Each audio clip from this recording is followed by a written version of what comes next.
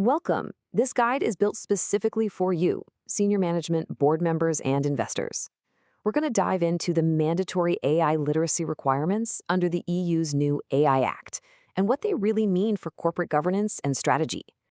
Let's be perfectly clear from the outset. This is not just a European issue. The AI Act has what's called extraterritorial reach, which makes this a truly global compliance event.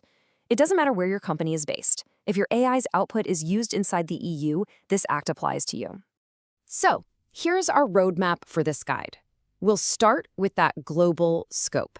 Then, we'll get into the specifics of the AI literacy mandate. After that, we'll clarify the critical difference between being a provider and a deployer. We'll cover a framework for implementing training, and finally, we'll look at the very real costs of getting this wrong. All right, let's jump right into our first section, understanding why this is a global event. For any leadership team, really grasping the sheer breadth of this regulation is the absolute first step towards smart AI governance. So what does this mean in practice? Well, the law works on something called the country of destination principle. Put simply, it all comes down to where the AI's output is used. If you're a US company using an AI tool for recruiting in Germany, you're covered. If you sell a product with an AI feature into France, you're covered. Your headquarters will be in California or Tokyo, it just doesn't matter. And just to put the timing into perspective, we're already well down this road. The Act officially entered into force back in August of 2024. The specific AI literacy rules we're talking about today, those became applicable in February 2025. And full enforcement by national authorities is set to begin in August of this year, 2026. The clock is ticking. Okay, so with that global scope in mind, let's really dig into the heart of the matter. Section 2, what exactly is this mandate? What does the term AI literacy actually mean under the law? The definition in the Act is actually very precise. It's about having the ability to make an informed deployment of AI.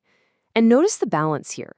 This isn't just about spotting risks. It's also about having the strategic awareness to see the opportunities and innovate responsibly, all while understanding the potential downsides. Now, the law says you have to ensure this literacy to their best extent. That phrase is incredibly important. It means this isn't a rigid one-size-fits-all checklist. It signals a standard of reasonableness. The measures you take have to be proportional to your company's size, your resources, and how you're actually using AI. Now, you might be thinking this just applies to your full-time W-2 employees, but the Act casts a much, much wider net.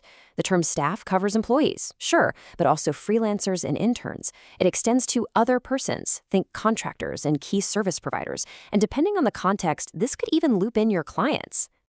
This brings us to a decision point that's absolutely critical for your strategy. You have to figure out which hat your organization is wearing. Are you a provider or are you a deployer? Because your responsibilities will change depending on the answer. So a provider is basically the creator. It's the company that builds an AI system or sells it under its own brand. Imagine a tech firm that develops and markets a new proprietary AI analytics platform. That company is the provider. A deployer, on the other hand, is any organization that uses an AI system for professional purposes. And honestly, this is the category where most businesses will find themselves. If you use a third-party AI for your customer service chatbot, for marketing analytics, or in your HR software, you are deploying that tool. So as you can see, these two roles have very different lanes. Providers handle the heavy lifting on the system's core compliance and documentation. Deployers are on the hook for using it properly. But and this is the most important takeaway here. Look at the common thread. Article 4 requires both providers and deployers to ensure AI literacy. That obligation is shared. Knowing your role is step 1. Step 2 is figuring out what to do about it. So let's get practical and talk about a strategic framework for actually implementing this role-based training. Think of this as your 5-step roadmap to compliance. It all starts with a general baseline of understanding across the company. Then, you formally define your role. From there, you identify the specific risks of the systems you're using. Then you tailor the training for different groups. And finally, you have to wrap this all into your broader governance and ethics framework. And tailoring that training is just non-negotiable. Your everyday user needs to know how to use tools safely and when to question the results. The person integrating that tool into a business process needs a different skill set. Your developers need deep technical and regulatory knowledge. And, most importantly for this audience, Leadership needs strategic oversight training, focused on governance, risk, and knowing the right questions to ask in the boardroom. And that brings us to our final section, and frankly, the one that should be top of mind for any board member or investor. Let's talk about the real cost of inaction. Now, this is a really subtle but incredibly important point. Article 4 itself doesn't have a direct fine attached to it. But if something else goes wrong, a data breach, a biased outcome, regulators will look at your training program. A lack of training will be seen as an aggravating factor. It basically signals that you weren't exercising proper due diligence.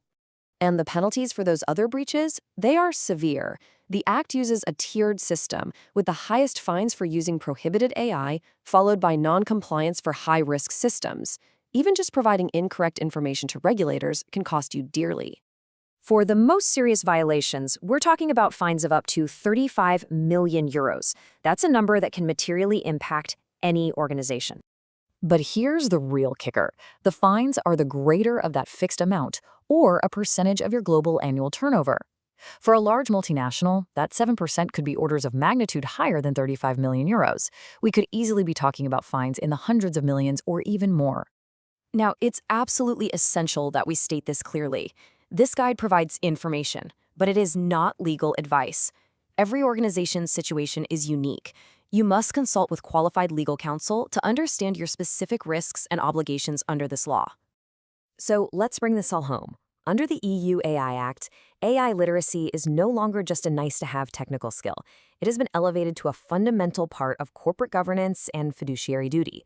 So the real question to take back to your teams is this: is your leadership team truly prepared to govern in the age of AI?